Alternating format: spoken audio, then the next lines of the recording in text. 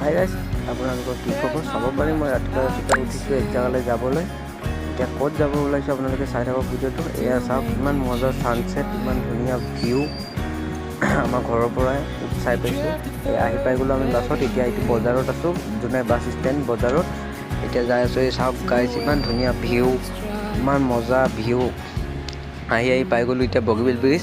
এইটো চাইডত বগীবিল ব্ৰিজ আৰু ব্ৰহ্মপুত্ৰ পূৰা বানপানী কিনে ব্ৰহ্মপুত্ৰত পূৰা পানী হৈছে।